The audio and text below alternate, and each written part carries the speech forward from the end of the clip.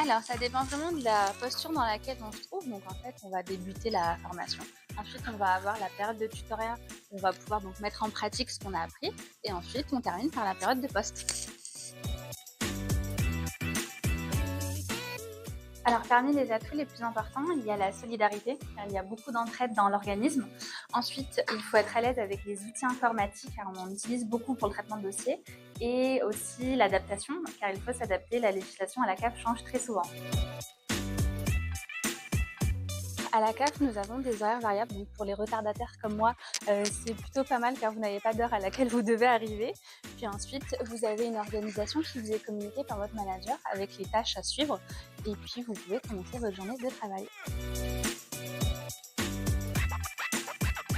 Alors non, pas du tout. L'expérience dans le domaine social n'est pas requise parce que justement, nous avons une formation qui est très complète. Et d'ailleurs, à la CAF, nous avons des profils qui sont très différents les uns des autres et c'est ce qui fait notre richesse. Alors, on ne devient pas autonome tout de suite parce que la législation est tellement vaste qu'il faut quand même un certain temps avant de pouvoir tout assimiler.